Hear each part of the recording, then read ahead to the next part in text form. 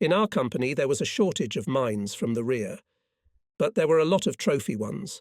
Our mortars were 82mm and German mortars were 81mm. We tried to shoot our mortars with trophy mines.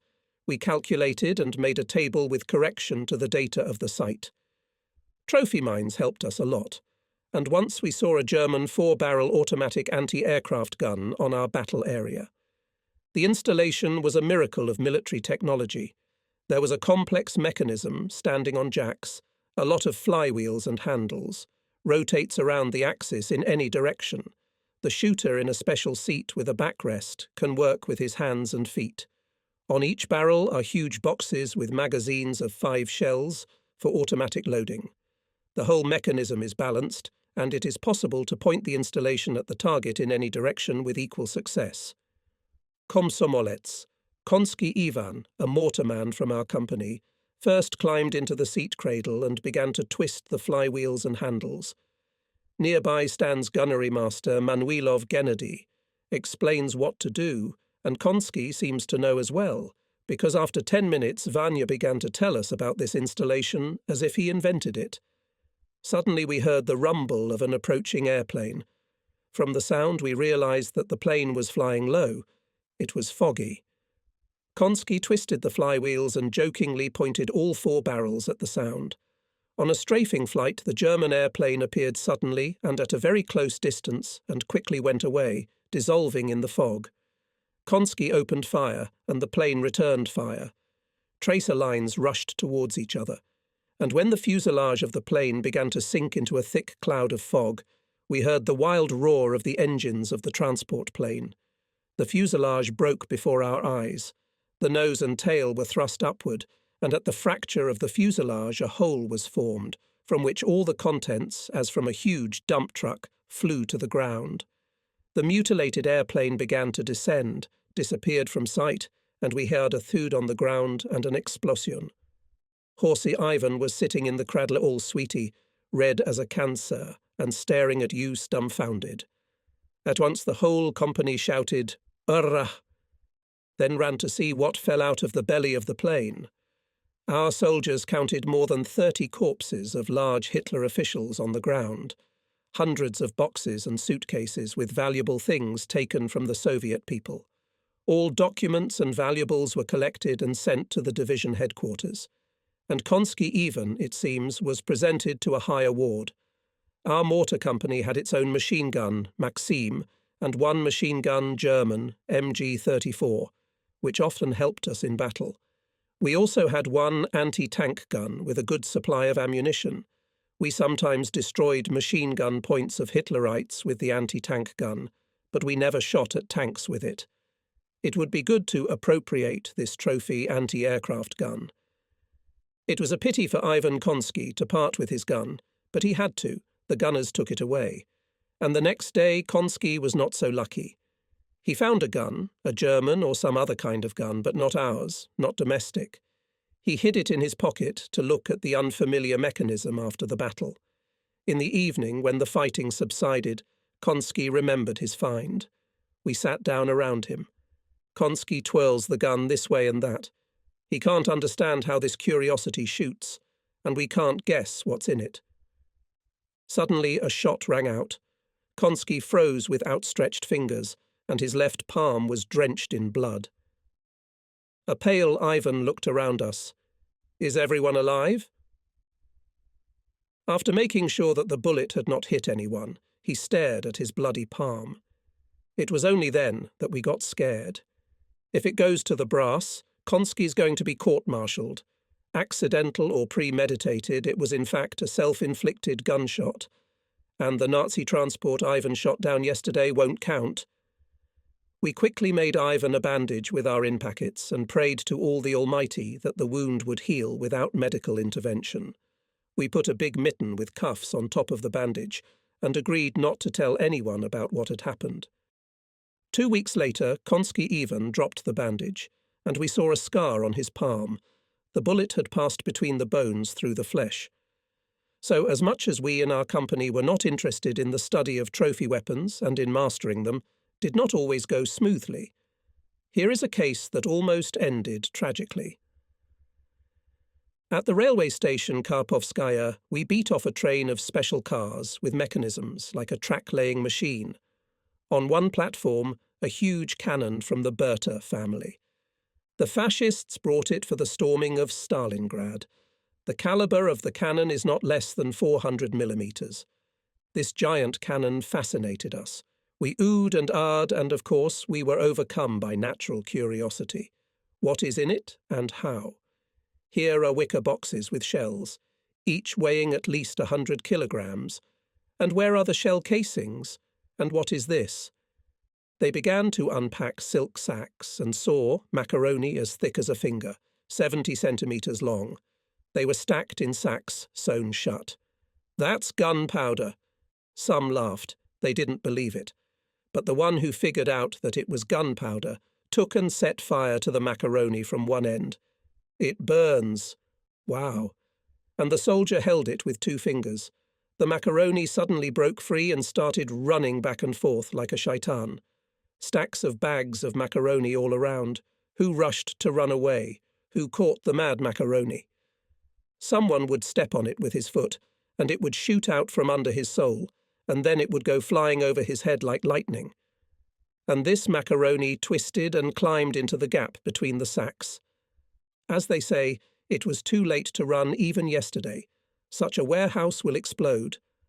I rushed to the sacks, grabbed the macaroni, burning my hands through my gloves, but stepped with my foot not on its burning end, but on the other, and held it until it burned completely. It is impossible to extinguish a burning macaroni powder by anything at all, even if you put it in water. It will burn in water until it burns out completely. And then this cannon worked for us day and night. Around the clock, every minute, Bertha released a shell on their own. The shell of the Bertha, rotating heavily, would rustle high above us, and then somewhere ahead, in the cauldron, it would rumble so loudly that the whole horizon would be covered with flames. In the trenches at war, in the moments of respite, one often returns to the life lived. But most of all, I want to go to a warm hut, to the stove, and to sleep. I would like to get into a bathhouse and steam on the shelf.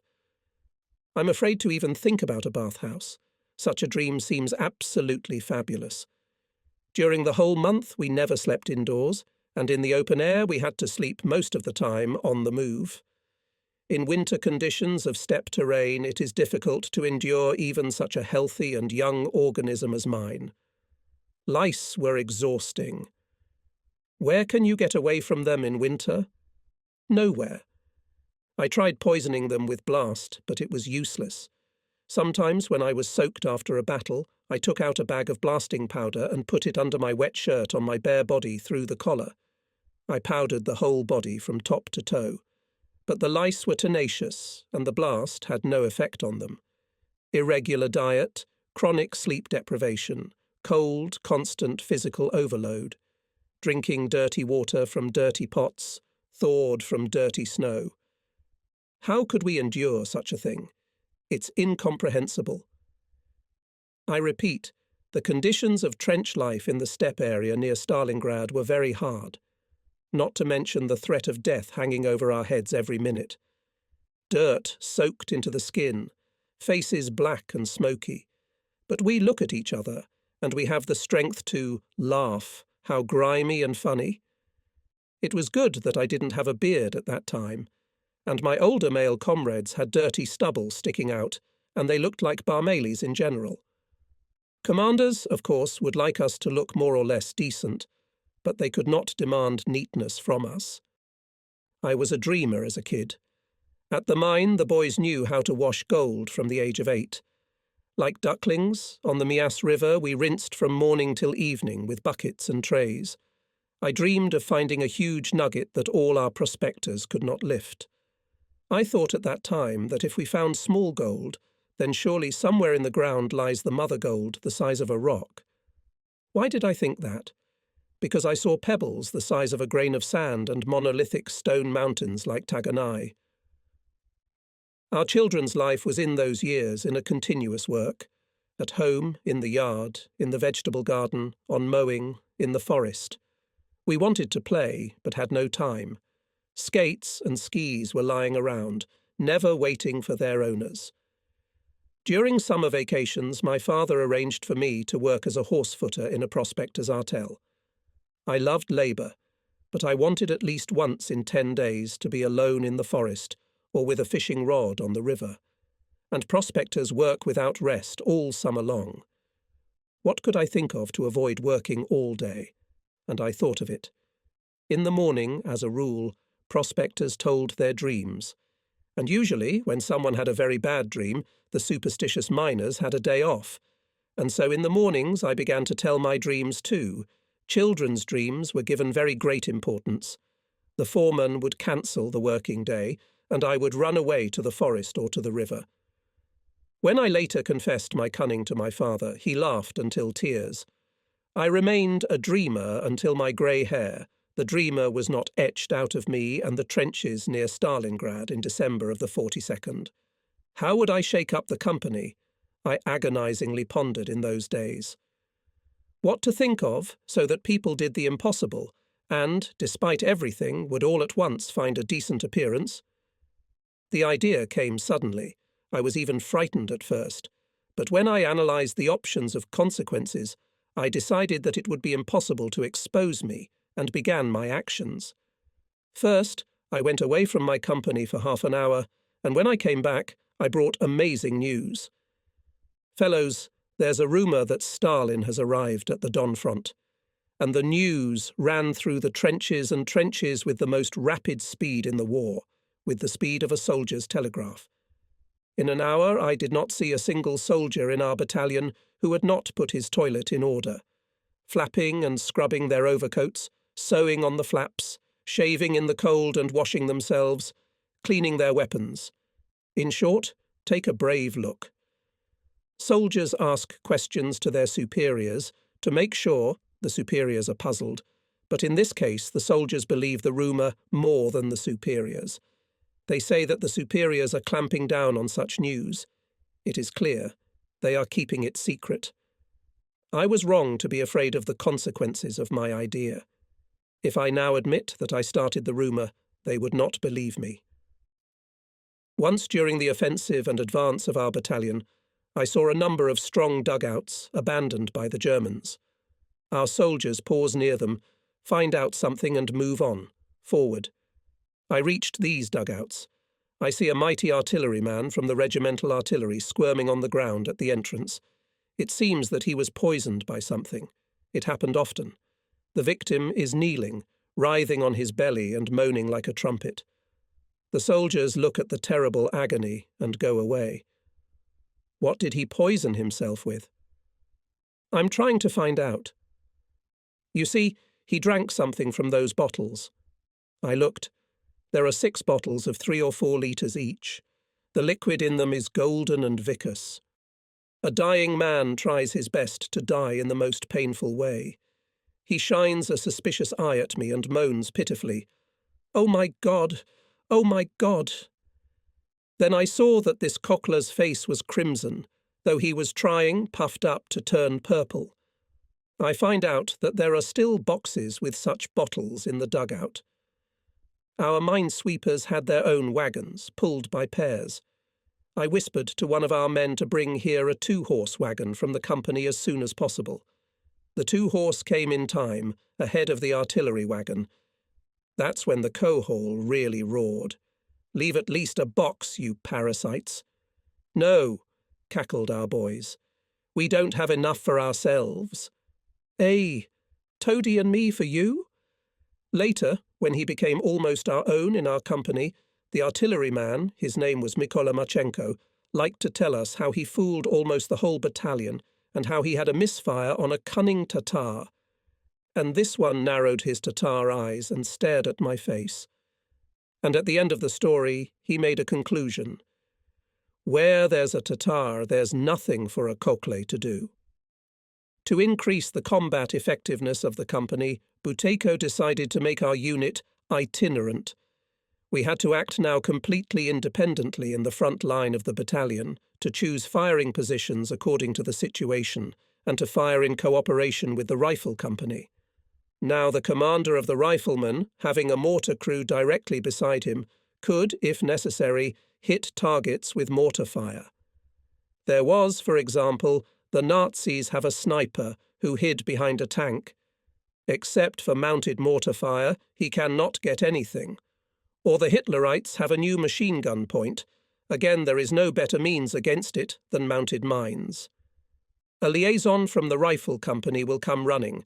There is a target, which is hidden, for example, behind a shot-down cannon. We grab our mortar on the bundles and rush to the rescue like an ambulance.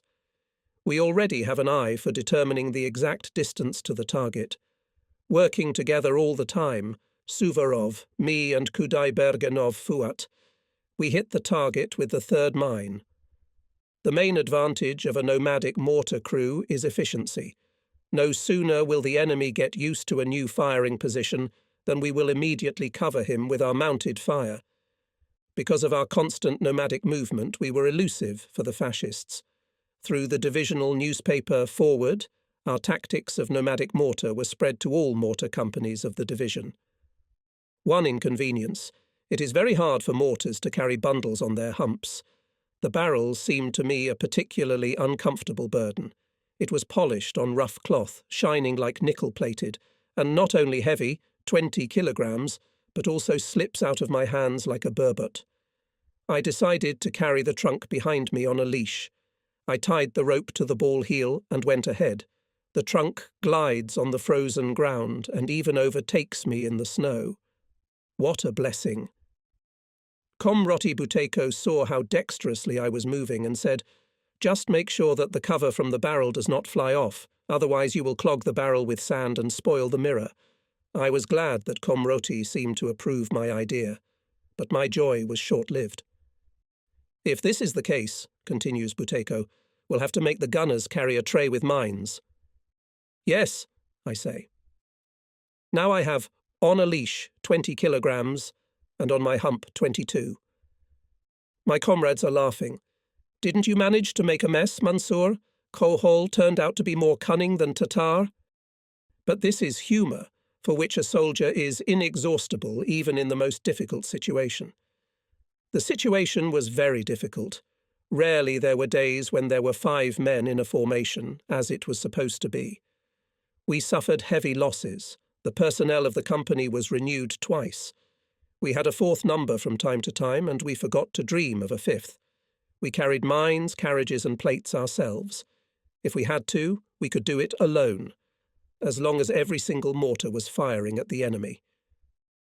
But still our losses were less than in the rifle companies. They renewed their personnel within a week or 2. It was touching to feel their care for us mortarmen. They themselves stocked up on mines. In advance in their trenches prepared a site for the installation of mortars. Our close proximity raised their morale. For our barrel pipes, they nicknamed us Samovarniki.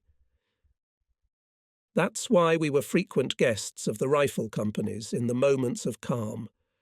One day the rifleman met me with a stern warning that a sniper had appeared in the front line of the fascists. 7 of our careless soldiers had already paid with their lives. I sat down next to the dead soldiers and thought about it. The sniper must be destroyed. I went to my company and told Suvorov about the sniper. I wish we could find him.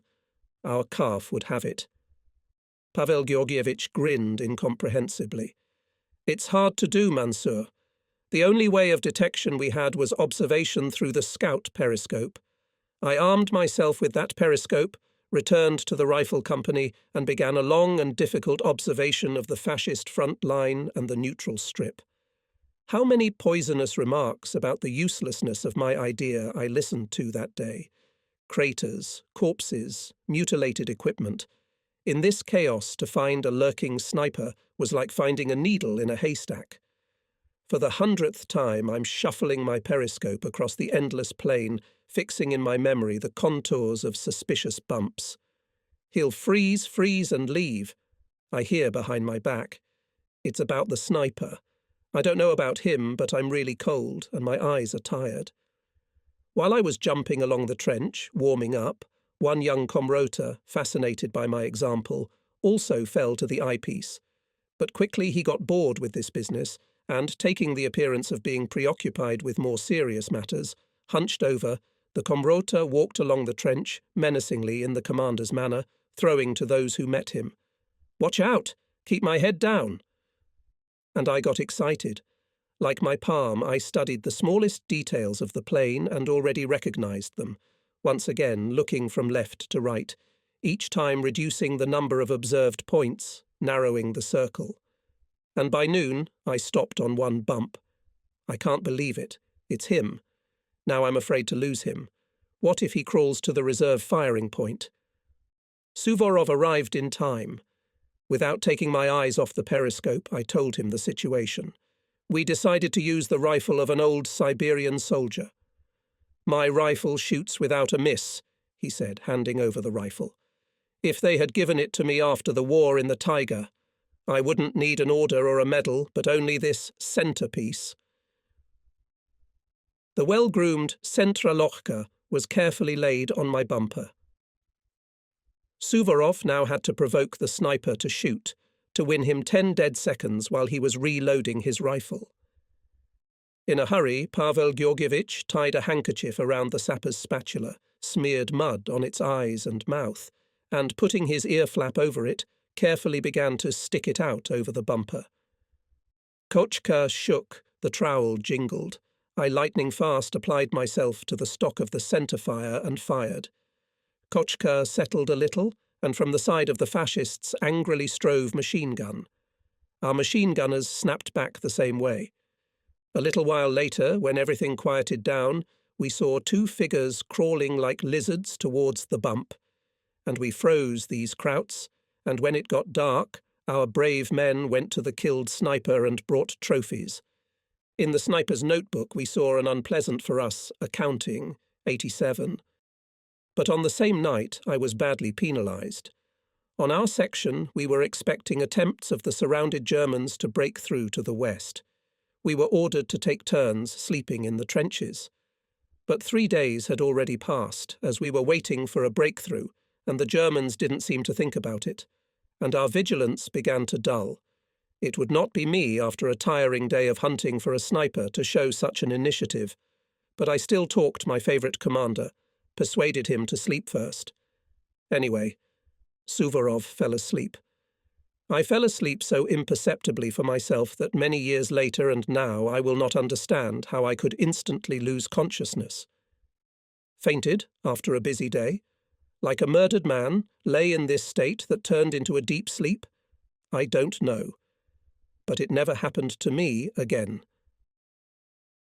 The Germans went in a continuous avalanche, columns to break out of the encirclement over our heads, with their tanks, cars, tractors. Our artillerymen opened fire and set fire to 24 tanks and vehicles. But the Germans pressed on. Our rifle companies are pulling back. All our forward units, unable to withstand the continuous onslaught of drunken fascists, organised and slowly but retreating back, clinging to the second echelon of our defensive line, to give him the opportunity to use all his strong enough firepower. And we're asleep. I see all this real combat in my deep sleep. My consciousness sees the battle as a dream and doesn't require me to wake up.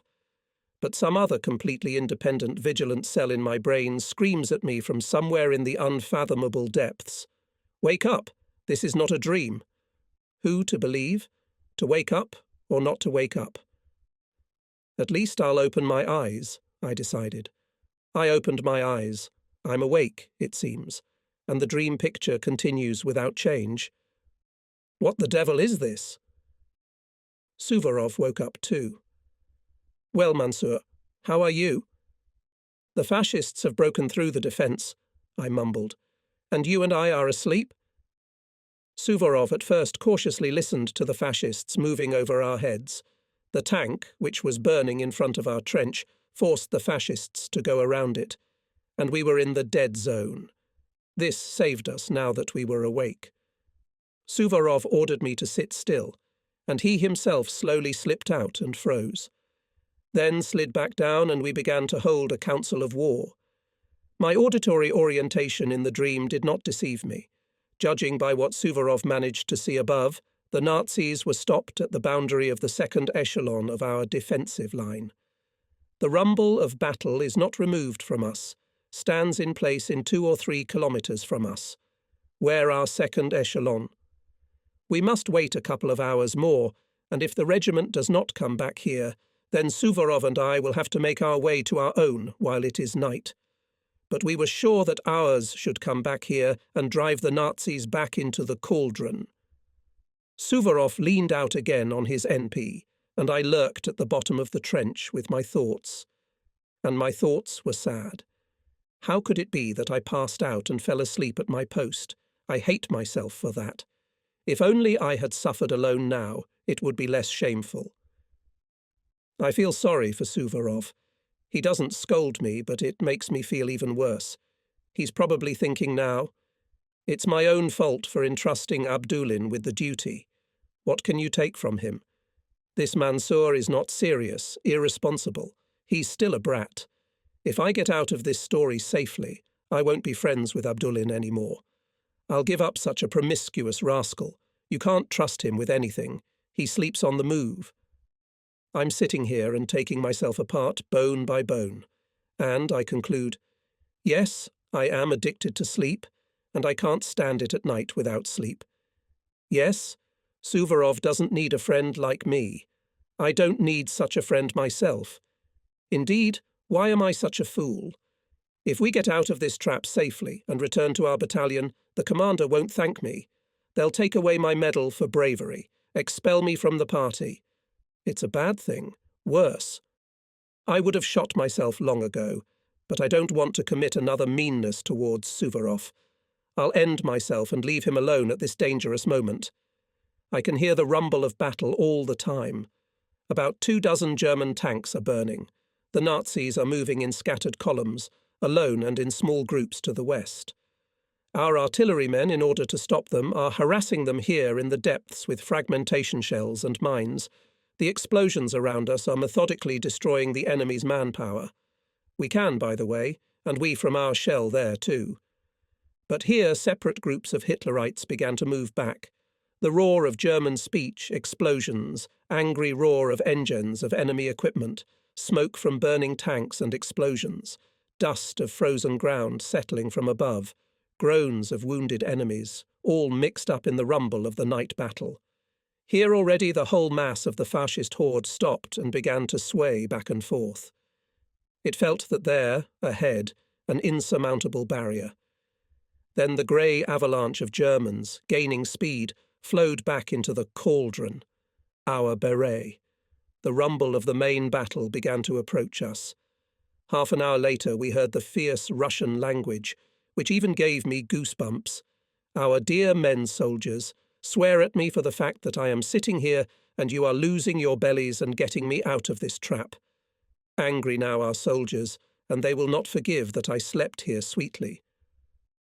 Suvorov came down, took a few grenades, lemonade, discs to the machine gun and businesslike says to me, "Let's earn a pardon from our own. Get up." I was greedy too. I took some grenades and discs and got ready to open fire next to Suvorov. I'm waiting for the commander to start. The fascists are retreating in their tracks, but machine gun fire can get them. They're running bastards.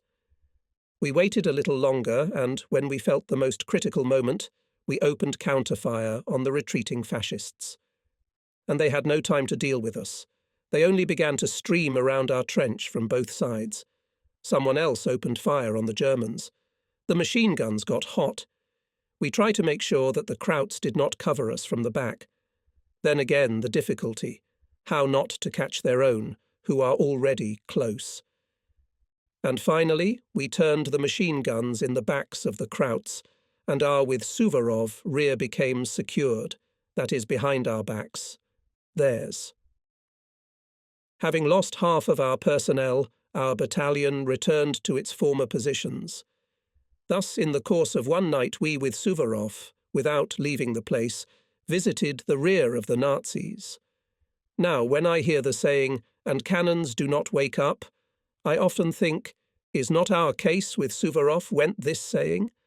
Soldiers, exhausted by trench life, even during artillery raids, managed to sleep, and now we are disturbed by the noise of a streetcar under the windows. The company commander was glad to see us alive. "You didn't run away, on the contrary," and laughed. But the commander told me, "I'll take away the award for the destroyed sniper," and I was glad that I got off easy. For such a sin to take off the skin was not enough. Our brotherhood, of course, joked who could. For several days we became the object of the soldiers' inexhaustible wit. Suvorov, when it was all over, only shook his head. "One of us was born with a shirt on, Monsieur. Cold it's dawn. The fascists are sitting still in the cauldron. It's snowing wet. It got damp in the trenches. And we're all quiet. The snow is quietly falling to the ground. Ahead of us, in the cauldron, 5 mounds occupied by the Germans." On the flat steppe surface, the mounds are indistinguishable to the eye, but on the map to the north of Karpovka they are marked as height 126, and so on. The regiment was ordered to seize the 5 heights and consolidate on them. At the appointed minute, our artillery opened fire, and the rifle battalions began to move forward to the attack line. The snow that winter was deep, not less than 40 centimetres, and in the lowlands even deeper. The cessation of artillery fire was the signal to attack. The battalions rose up and shouted, "Hurrah! For the motherland!" went forward. The attack developed successfully, and, not meeting resistance of Hitlerites, we advanced to the 5 mounds. The fascists retreated cowardly. "The Krauts are exhausted, surrounded, do not want to fight," I remember, thought to me. Well, since there was no resistance, companies and battalions did not want to plough the virgin land of deep snow. Little by little, the soldiers reorganized themselves and went not in chains, but in columns in a single line. Everyone tried to go where they could trample, and it so happened that it was not us who kept our own line, as we needed, but the road, which gradually drew in all the side paths, built us into one long column. The regiment was now advancing to the mounds in column formation. Everyone huddled together, interfering with each other. Another kilometre and the barrows will be in our hands. Perhaps, for the first time on the Don front, we are so easily squeezing the fascists. For the first time here, the fascists are cowardly retreating. If now the Krauts will fight like this, the Battle of Stalingrad will end with our victory in a week. I thought again. Our whole regiment had reached the right place. Now all that remained was to girdle the mounds with battalions and get a foothold. That's great. At this moment, from all sides simultaneously, the fascists opened machine gun and artillery fire. A soldier cannot see the overall picture of the fighting on the scale of, say, a division. A soldier covers with his consciousness what he sees with his own eyes and understands by commands and sounds, near and far. That is why I am not going to convey the general course of that battle, for it would be easy for me to fall into error. I shall only describe what my consciousness had time to grasp. Our regiment, like a huge living creature, spun around its axis. Everywhere you look, lead and shells sprayed from everywhere. Hitler's 6-barrel mortars roared with heartbreaking howls, from which there was no escape. Shrapnel mowed in all directions within a radius of 20 metres. Suvorov and I rushed away from the general mass of people to the side to get out of the zone of shelling. We got into the deep solid snow, 15 or 20 men with us. Our bodies are stuck in the deep snow, but here, about 100 metres away, we are not attracting fire. In a hurry, we set up a mortar. But where to shoot? Not at our own. Now, from the side, we can see the panorama of our catastrophe. The fascists skillfully lured us into a mousetrap and shoot us in a businesslike manner. In such a situation, people caught in a mousetrap can physically trample each other. The regiment has become completely unmanageable. From the mounds are firing Nazi tanks hidden in the pits. Our mortar is not to our teeth. The only thing sticking out of the pits are the tanks' turrets. Try to take them. It's horrible to watch the regiment perish. We feel bad about our helplessness. Our regimental artillerymen, as always, were the main heroes. Infantry is easy to lift, it is easier to manoeuvre. But the artillerymen cannot compare with the infantry in this sense, because the gun is not a carbine or an automatic rifle. Artillerymen have to shoot to hold, stop, destroy the enemy, and at the same time to cover the infantry. And now, the artillerymen under the command of the battery commander Afanasy Emelianov, my fellow countryman, opened fire. He personally set fire to 2 tanks. My friend Ivan Yevstigneyev, a mortarman, desperately fires from his regimental mortar, and their mines are a pud each. Such a mine, if it hits a tank, the end of it. But the fascists want to consolidate their success at all costs. My Tashkent school classmate Nikolai Makarov was seriously wounded and concussed. Afanasy Emelianov was wounded in the head. The matter is tobacco. And suddenly we heard the growing rumble of diesel engines, and then we saw our tanks, 20 or 30 pieces. Behind them, on skis and in camouflage jackets like ghosts, machine gunners easily rushing, holding on to the ropes tied to the armour. That's great. An hour later the battle was over.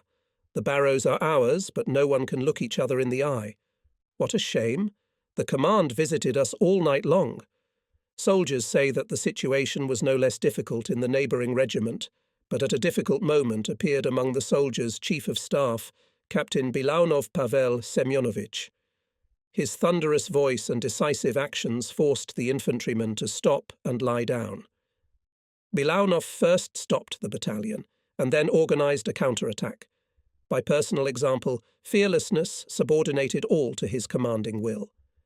The retreating 2 battalions, seeing such a thing, returned to their former positions, and our regimental commander was replaced. Only in the evening we learned that the machine gunners on skis, rushing behind the tanks, holding onto the ropes tied to the armour. It was a barrier detachment under the command of a brave Estonian captain Tukru Ivan Ivanovich. Thank you to the barricades, they helped us out firmly. We destroyed 13 fascist tanks, 6 artillery guns, 8 mortars. About 100 German soldiers were captured alive. Afanasy Emelianov was awarded for this battle with the Order of the Red Star, and Pavel Semenovich Bilaunov was awarded with the Order of the Red Banner. 5 barrows cost us dearly. Brave artillerymen died. Guna Rodionov, gun commander Bolshakov. In the morning we lost a soldier, Garipov Akhmet. In the evening, yesterday, he was seen by our guys with a cauldron of hot coals. He was found asleep under a cloak tent, which he made as a balagansa over the cauldron of coals. He had caught fire, poor fellow. The elderly Uzbek Latip Aka, sighing sorrowfully, shook his head. Aye, Garib. He wanted to make a small Toshkent. He wanted to make our Uzbek sandal. Sandal is yam, a lot of jar ugul. Then the whole family and guests will lie down with a sandal. Everyone will cover themselves with many blankets. Sandal will be good, it will be warm, but you should put your legs and belly under the sandal, and your head should be outside, so that the fresh Bozdich breath. If you hide your head under the sandal, you'll be washed up. Garib hides his head under the sandal. You died badly. You should die when you're an aksakal. When the 15th child was growing, Garib, what a bad heed Allah has given you. Luce was killed by a bullet, in battle. I listened to the elderly Uzbek and remembered how I fainted from the Tashkent heat in the summer at school. Our country is big. Some are more accustomed to heat, others to frost.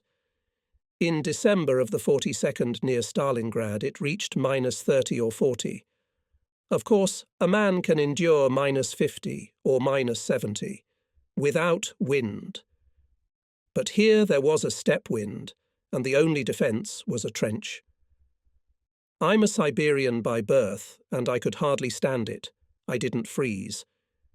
It would be better not to send Uzbeks from the south here in the frost, and save them until summer. But when the enemy comes from all sides, when the threat of fascist yoke hangs over the country, there is no place for such calculations. Nearby, in the rifle company, also emergency. After yesterday's battle, soldiers found in the field near the trenches round, like a tank hatch, a hole. From the hole rose a warm smell of burnt brick, as from a newly built and for the first time flooded stove.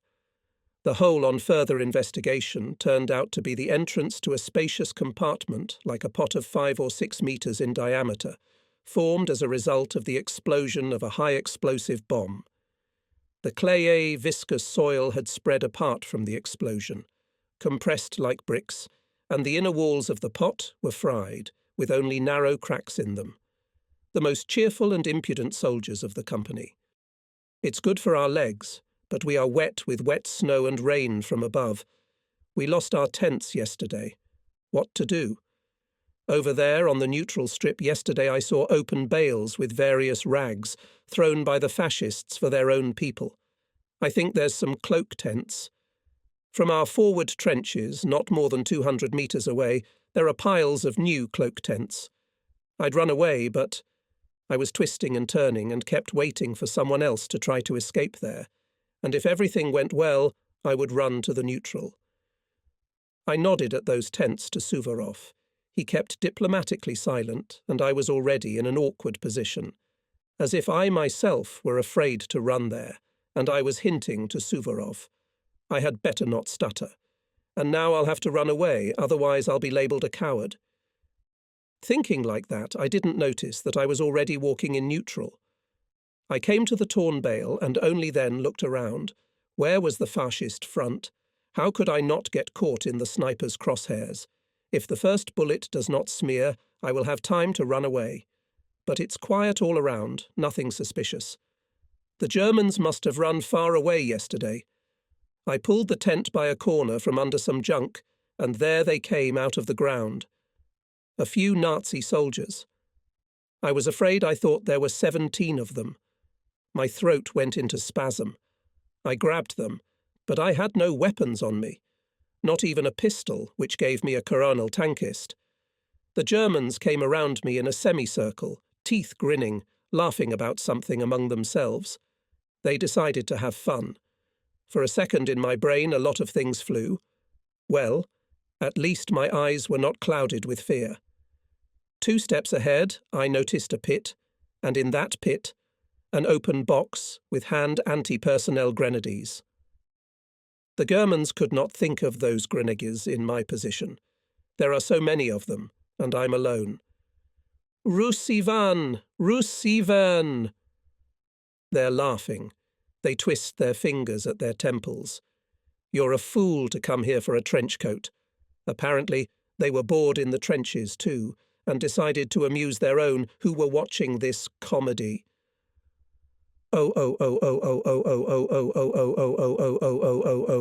I wish I had time to grab one of the grenades and pull the safety pin by the cord sticking out of the long wooden handle. No, not sticking out. I still have to manage to unscrew the cap at the end of this handle and get the button tied to the end of the cord. I clutched my stomach, as if my stomach was upset with fear, jumped into the hole, and already with a grenade in my hand I realised the Germans either did not know about the box, or too much took for warmth, and decided that there was nothing to fear from Ivan alone in a clear field, only to be in time before their first shot. The brain thinks, and the hands automatically do their work, while the Germans were having fun.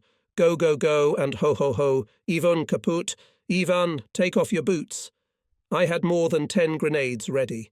2 automatic rifles covered with snow are here. Aren't they empty? I crouched down a bit and took out the magazine by feel. The cartridges are tight, so it's full. Well, let's go, I commanded myself, and the grenades flew with such speed that the first one exploded when I threw the third one. I threw them like hot coals, as if I was afraid of getting burned. Then I jumped out of the pit with my machine gun and gave a line, not having time to see anything on the place where some seconds ago the Krauts were squirming with laughter. Now they are not squirming with laughter. Out of spite. I haven't been cold for a long time. I grabbed a corner of the tent and, hobbling like a hare, took my legs away. A few bullets still rang out in pursuit. I rolled down into the trench to Suvorov. My favourite commander howled with joy and started beating me with his fists, kicking me. It seems that he suffered a lot watching my adventures. Since that time, even if I was chiselling frozen ground for a trench, My automatic weapon hung behind my back. It may interfere with work, but I never parted with my personal weapon for a minute. And at night came to our side parliamentarians from the Romanian, I think, brigade, mobilised by Hitler to the Eastern Front.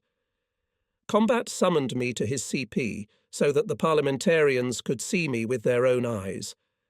It turns out that they had observed during the day how I had snatched a cloak tent from under the Germans' noses. There were 8 parliamentarians, and, as it seemed to me, all of them were wearing thick black sweaters, and they looked like our Georgians or Armenians. It was not very bright at the CP from the lamps made of shell casings filled with diesel fuel. Well, they talked to each other, and that's all right. Combat let me go, and they came, it turns out, to negotiate the terms of surrender. The next night, several hundred men from their brigade laid down their arms on our site. Parliamentarians reported to the command a lot of valuable information, apparently showed the scheme of the German troops in the regiments and divisions battlefield. Because the next day, using accurate data, our artillerymen did a good job. And they also showed the commander the permanent place of hot food distribution, where exactly at 23 Uhr the German camp kitchen arrives. Combat this kitchen handed over to us, mortarmen. When we checked the data of the parliamentarians with our Führungsgemäß, it turned out that if we corrected the angle meter from target number 3 to the right by 0.20, the kitchen would be crushed to pieces. We brought to the firing position of trophy mines, for each mortar 30 pieces. 2 of us with Lieutenant Stukac cautiously advanced their NP almost close to the fascist front line and lurked. The night was bright, though the month hung with a thin sickle. Yes, exactly at 23 Uhr, as it was said, the camp kitchen arrived. Germans with 2 or 3 and 4 cauldrons each began to approach from all sides. The cook worked leisurely. At least 100 men crowded around the kitchen. As many as were leaving, so many were arriving. All 9 of our mortars opened a concentrated fan of rapid fire. The fascists got enough from their own mines, which we did not spare. There's no joy in killing. But why did they come to our house? Why did they bring death and grief to our land? Did they expect us to surrender to them without a fight? I saw their lot, leaving unconquered Stalingrad, winding columns of frost-bitten, rotting half-cadavers. I remember thinking that everyone has a mother who is waiting. Sudden pity seized my throat, but it let go immediately. And with what thoughts, with what hopes his mother saw him off to us. And what did she expect from us? Hunger wore her down again. The Germans destroyed the kitchen. And then Hitler stopped providing Paulus's army with food from the air, and we had no more trophy provisions. I went to one of my buddies, the commander of the platoon, Petty Officer Smirnov. We were buddies from Malaya Elshanka, where the regiment stood for several days on the way to the front. There, in Malaya Elshanka, together with the rest of our uniforms, we were given windings. I saw them for the first time. Until that day, the cadets wore socks. One question keeps coming out of my head. How will these slippery knitted bands stay on my legs if my legs narrow downwards? If they expanded downwards, then it would be easier, I think. We didn't go through winding at school. I wish I hadn't embarrassed myself. I wind them tightly and tightly, using all my strength as a miner slaughterer, so that they don't slip off. My legs got stiff at once, but I decided to bear it, and then the command to line up, and to tactical exercises with gas masks, which were also issued. I'm marching. I can't feel my legs. Well, we marched a kilometre, went beyond the village, and I fell down, howling from the sharp pain in my knees. The petty officer ran up and immediately realised what was wrong. He quickly untied the ties, and the windings, like a steel spring, unravelled. My legs under my pants were blue and looked like the corrugated hose of a gas mask, and the petty officer's face became like a gas mask. For about 10 minutes he massaged my legs until at last they were stabbed with millions of needles, and the blueness began to recede. The petty officer rubbed my legs and swore hard. "Make a fool pray to God. He will break his forehead. And what kind of strength do you have to twist like that, eh?" For half an hour the company waited while I squatted and jumped under the terrified command of the petty officer. It was obvious. He was glad beyond measure that everything ended safely, but he was beginning to guess how many more surprises he could expect from the cadets who had swallowed the 3-year program of mastering the soldier's alphabet in 6 months. He himself winded my winding, quite weakly, gently, jammed my spoon behind the winding and ordered, "Don't touch." Now I found him in a deep gully where he had safely sheltered himself and the whole of his platoon with horses and 2 coaches. Sergeant Smirnov Nikolai Alexandrovich is sitting in the concrete dugout like a Sultan Khan, well-fed, thoroughly shaved, with a double chin. He glares at me fearfully, finally recognizing me. "Ah, Mansur, come in, sit down. Still alive." "Listen, Smirnov, I'm hungry." "I've got nothing to eat, we're starving ourselves." "Stop joking, give me at least a breadcrumb." For Suvorov. "There's nothing, I'm serious. You know, Mansur, I'd never refuse you. I'm sitting here wondering whether he's lying or not, but I remembered his caring rant on the other side of the Don before our first advance, when he found us exhausted and lying flat on the ground. Don't be greedy, guys. It'll cut your stomach. Skolotti will start, God forbid. Better yet, suck a little. Just a little bit at a time. I remembered that he fed the horses with bread to bring them to us, but he starved himself. I couldn't look at bread. I will be nourished and the company starved to death.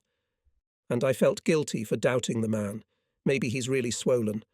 And Smirnov, as if he'd missed him, said, "Do you want me to give you some mixed fodder? Horse feed? Come on." 5 minutes later, the platoon brought a sack.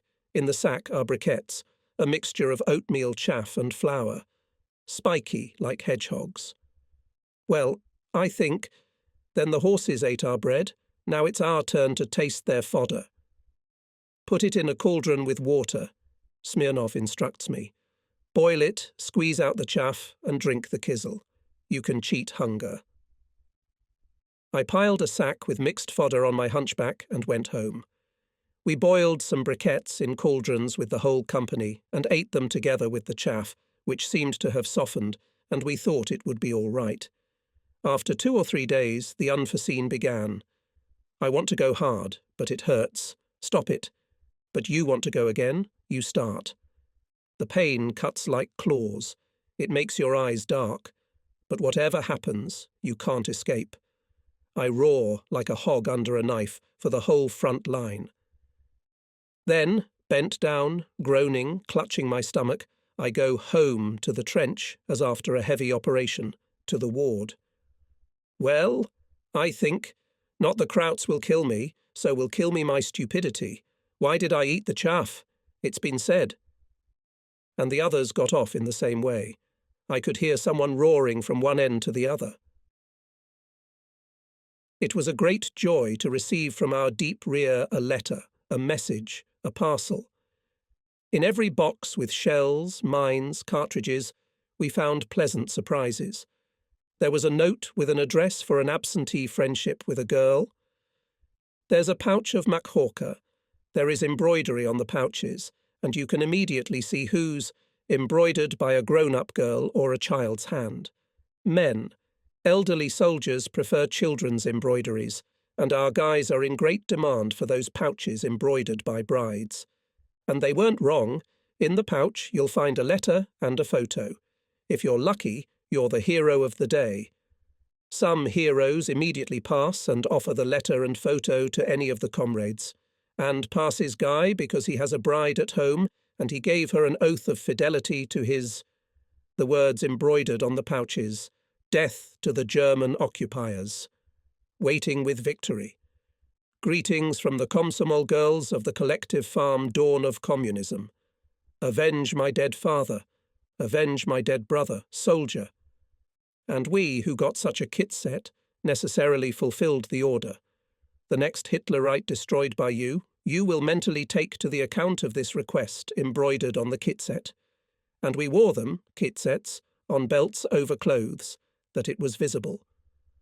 Often in the winter period near Stalingrad we received parcels from my native Siberia with warm things, woolen socks, scarves, mittens, monashki, or sweaters made of wool. When we received parcels with gifts, we were encouraged. We felt that our whole country was here with us, in the trenches. I remember on the way to the front, in the village of Malaya El Shanka, where we were given new field uniforms, kettles, chemical packs, bandages, helmets, boots, and windings. We were also given plastic cartridges with a threaded lid. Inside there was a ribbon which we had to fill in with our own personal data, screw the cartridge tightly so that no moisture could get into it, and put it in a pocket. Passport of death, that's how we dubbed this cartridge among ourselves. I don't know who, but I threw that passport away quietly, so that no one would see it, and in its place I put in my pants my talisman, an object that I would have to keep until the end of the war. Probably all my comrades had things that served as talismans, but it was not customary to talk about it. A talisman had power, if only you knew about it. Once at the initial attack position, we infantrymen found ourselves among T-34 and KV tanks. The crews came out before the battle to get some fresh air, and we were quick to join them, with our curiosity. The tankers respected the infantry and enjoyed us mutually. There were jokes and jokes. We found fellow countrymen. Everyone had fun, but one tank driver was not happy. "You know, my infantry friend, I'm going to burn today," he said to me suddenly. He and I were standing apart from everyone. I say to him, "We all have the same chance to live. We mustn't get as downhearted as you are." The tanker said to me ironically, "And you, Sergeant, like a commissar? I've been in a tank since the first days of the war. I've changed 5 vehicles. I'm finished today, and that's it. You're still a boy. You don't understand." I lost my talisman. My insides clenched, but I didn't let it show. Just before the attack, seemingly laughing at the tanker, I tell it to Suvorov. But Suvorov unexpectedly took my story seriously, and he and I decided to follow that tank in the attack to help the crew to escape in case of anything. I was running, and I couldn't take my eyes off how our tank was rushing, manoeuvring and dodging thermite shells. Termite shells are flying with a roar, spraying sparks in all directions. Several tanks on the left and right are on fire, but our tank is firing.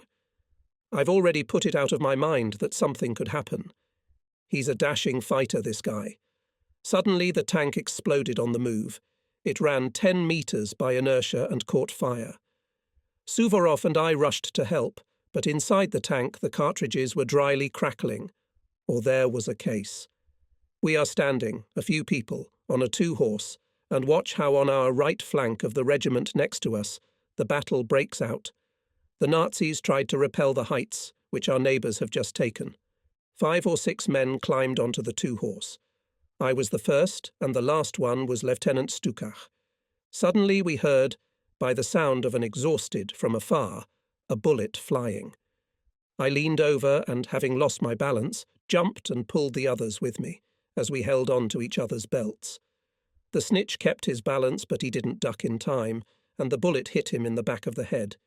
Even exhausted, of course, she knocked him down, but we see, alive.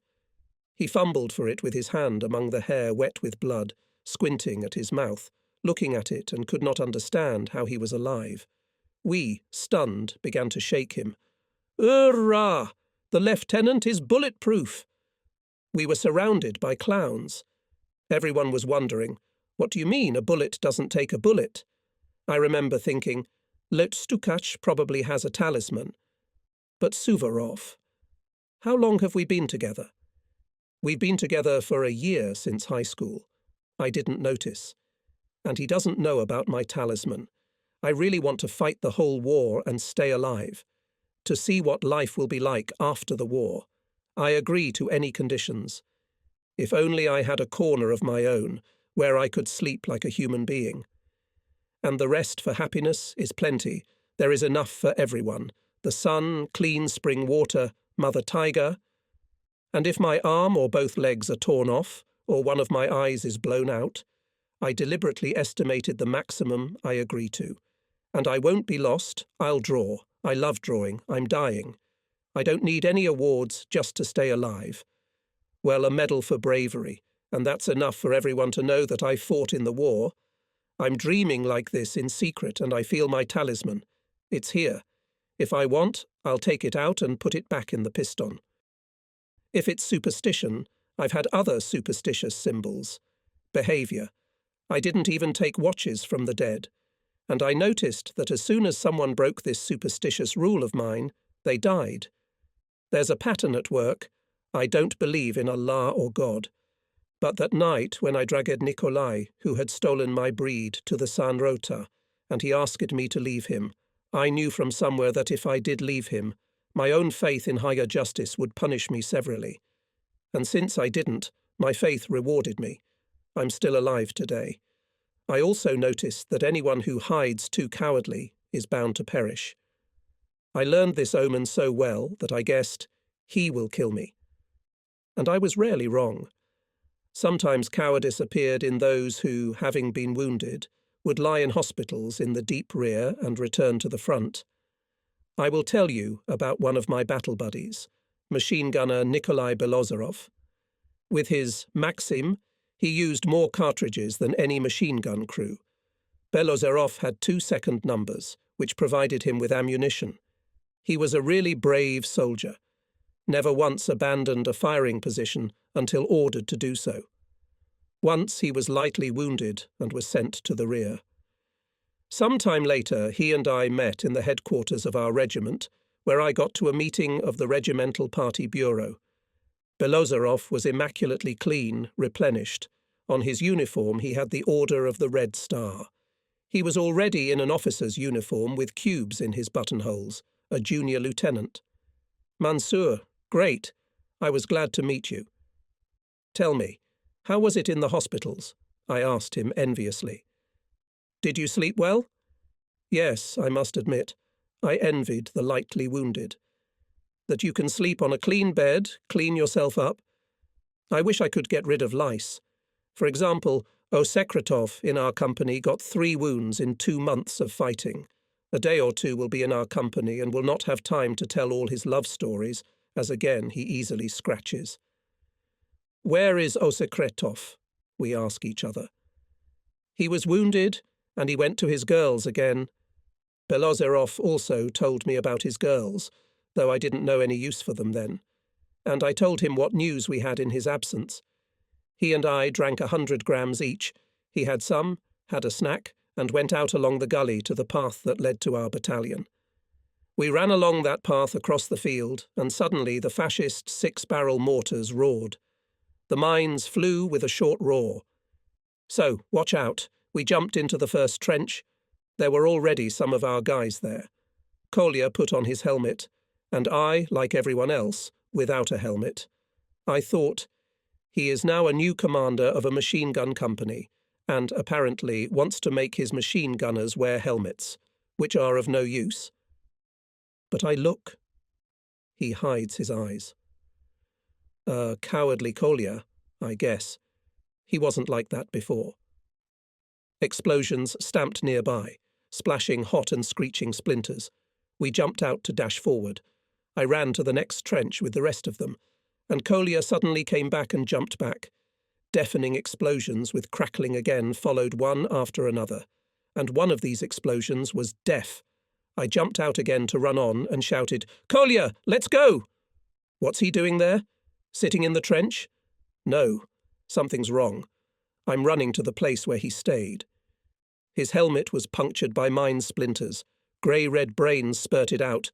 Kolya's face is black. His hands are disfigured. A mine hit the back wall of his foxhole. I gave everything that belonged to Bazarov, the Order of the Red Star, documents, a new TT pistol, to the battalion commissar. Suvorov says to me, "You must have been born in a shirt, Mansour. How many times have you miraculously escaped death?" I listen to him and feel my talisman. Here he is. My friend Suvorov has been gloomy for the last 2 weeks. I ask him, "Where has our humorist Suvorov gone?" He won't say a word. He'll give me a yes or no answer, and that's it. Once he took out all his documents, laid them out and read them aloud for me to hear. He has a little girl, a wife, a mother. He read out his home address. Then he gathered them up, wrapped them all in a rag, and put them in his uniform pocket. "You'll send everything to my wife in Kuchkar." My insides turned upside down and ached. "Is it Suvorov? I don't recognize my friend." I sense, Mansour, that I'll soon be finished. No matter how hard I try to cheer him up, I see that he is going away from me into himself and has completely withdrawn. He's become indifferent to everything. Maybe he's lost something. But I'm afraid to ask, because if Suvorov has a talisman, I mustn't know about it. On January 10th, 1943, when the battle for the farm Dmitrievka subsided and silence was already coming, Suvorov Pavel Georgievich was killed by a burst bullet in the head. A single stray bullet came from afar, making a long sound. After that, no one fired from the fascist side. I cried as women cry at the coffin of a loved one. I roared as small children roar from a great unjust offence. Once he told me why he was awarded the Order of the Red Star. In the first days of the war, his regiment was moving eastward from the city of Brest. At one station there was a covered wagon with explosive material, which was going by special consignment note for the needs of the mining industry. A railroad worker reported it to the regiment commander. Sappers were not in the regiment. Suvorov introduced himself as a mining technician and took to look at the cargo. Yes, in the bags was ammonite and in a metal box safe detonator primers. Separately there were folded Bickford cord, electric mains wires, and electric scorching machines. The village had 3 decent buildings, a school, a hospital, and a hotel, which we decided to mine. Time was in short supply, but Suvorov had time. He had enough wire to duplicate the explosive network. Having evacuated the population, the regiment left this settlement, and when Hitlerites broke into the settlement and settled in the buildings, powerful explosions shook the ground. We buried Suvorov at the farm Dmitrievka. All officers of the battalion were present at the funeral. Pavel Georgievich was the general mentor of the mortar company, and our mortar was the main one in the company, and our calculation was called Suvorov's. Fuat and I were orphaned, and I thought that I would never recover my spirit. While Suvorov was alive, I tried my best to please him with my behaviour, as if I lived and acted only for the sake of getting approval from Suvorov. Thank you to all my battle friends. They cared about me and showed a sense of friendship as they could. We wrote letters to Suvorov's relatives in Kuchkar in the Urals, but no matter what consoling words you write, but the words "died the death of the brave" cannot be replaced by any other words.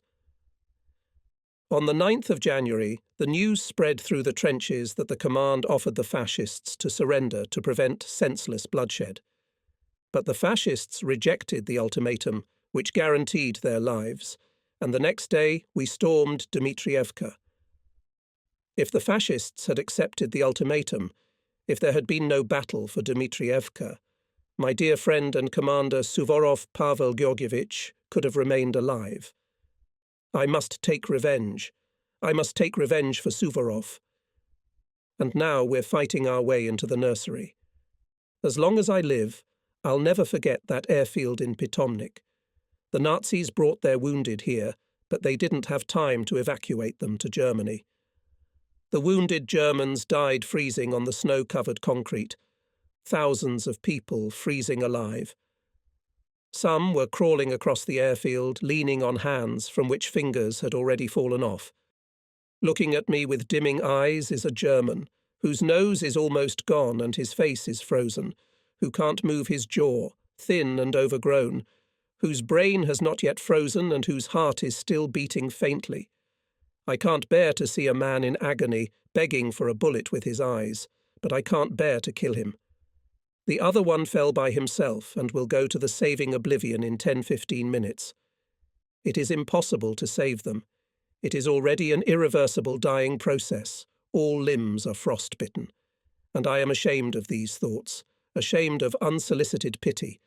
As if some of our guys hadn't noticed, my friend was killed, and I must take revenge.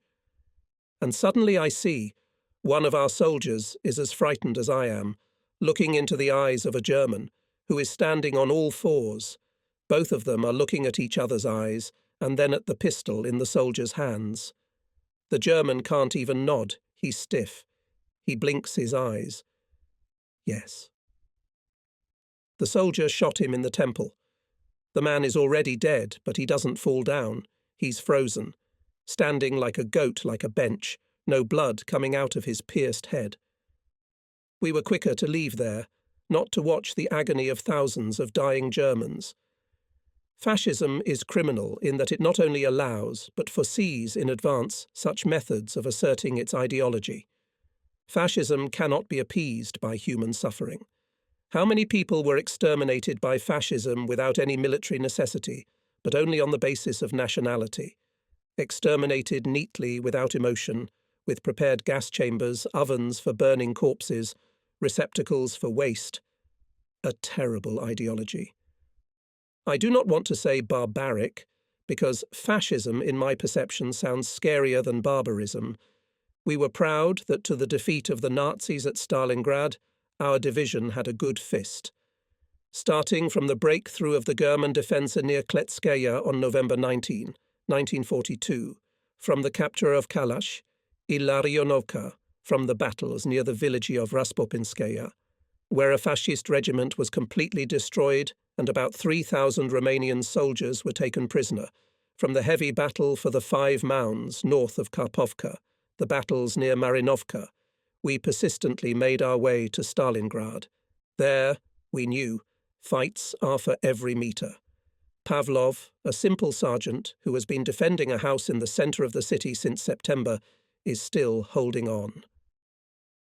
January 21st, 1943, a significant day in the chronicle of the combat path of our division. In the battles for our Soviet homeland against the German invaders, 293rd Infantry Division showed examples of courage, bravery, discipline and organisation, waging continuous battles. The division inflicted huge losses to fascist troops, and with its crushing blows destroyed enemy manpower and equipment, mercilessly crushed German invaders. These are lines from the Order No. 34 of January 24, 1943, signed by the People's Commissar of Defense of the USSR Sea, Stalin. For the bravery shown in the battles for the fatherland, the order went on to say, for the steadfastness, for the heroism of the personnel to transform the 293rd Infantry Division into the 66th Guards. Infantry Division. The transformed division was awarded the Guards banner. We are Guardsmen. Our regiment is now the 193rd Guards. It was a high award. Not many of my comrades lived to see it. Our new regiment commander, Guards Captain Pavel Semyonovich Bilaunov, at the end of the Battle of Stalingrad, will take 613 men with him to the Kursk Bulge, and those mostly from recent additions. After all, the personnel in the companies changed completely several times. How many wonderful guys were left lying in the ground on this stretch from the Don to the Volga? At the cost of their lives, they helped to turn the tide of the war. We knew from newspapers and Sovinformbureau reports that the whole world was watching our battle with the Nazis with bated breath. I received a letter from the editorial office of the Tashkent radio. The employee Rashidova informed me that due to winter difficulties of mail delivery to the Sargarden mine in the Tian Shan Mountains, the letters of the frontline soldiers were read on the radio. I was both ashamed that my letters were listened to by many strangers at the same time with my relatives, and warm at heart from such attentive care of radio workers. All of us, I thought, both at the front and in the rear live by one thing, to liberate our land from invaders as soon as possible. Such a nation cannot fail to win. At the airfield in Pitomnik, mountains of parcels prepared for shipment to Germany. In them, looted valuables. The nursery itself is just a few yards. But another thing turned out to be important. Here was concentrated by the Nazis' motor transport equipment, neatly preserved and installed in strict rows by subdivisions, about 17,000 units. From the outside, it looked like a small city with streets, neighbourhoods. We went with Kudaibergenov Fuat into one dugout, a real apartment, a kitchen, a bedroom, and a toilet. It smells of perfume, different drinks in bottles, flasks, and thermoses, coffees still warm. There are pornographic postcards on the floor, though I didn't know the word at the time. In a box, on one of the twin beds, is a doggy. Shaggy, with blinding white curly hair. Shivering. Yes, the generals of those German soldiers freezing on the airfield were not bad, and until the very last moment, there was a trophy sausage in our bags. We gave the doggy some sausage and went out. We closed the door and wrote in charcoal, "It's booby-trapped. It would be a pity if one of our men shot the trembling dog. What's the dog got to do with it?" We went into another dugout. Here lived probably the general's lackeys, nothing interesting. But in one corner, it seemed to me, under a thick layer of blankets, there was a man lying on his side with his knees tucked up. I showed Fuat. He nodded. Yes. I turned the blanket around the corner. There was a German officer in a new uniform. Halt! Hände hoch! I give the command. The officer sat down, looking at us. Halt! Halt! I point my machine gun at his hands, so that he surrendered, then as a prisoner. The officer seems to want to stand up, leaning with his left hand, but his right hand suddenly sharply to the holster. Well, you don't want to, as you wish. A short burst from the machine gun prevented the officer from pulling out his parabellum. We left the dugout, deciding to be more careful. You can get into trouble that way. In the nursery we found a car with chocolate. Who was it intended for? Certainly not those German soldiers who gnawed on horse hooves to avoid starvation. Then there was a car loaded with iron crosses and other orders, medals, emblems. After the nursery was Gumrak. The fascists left the station after a short resistance.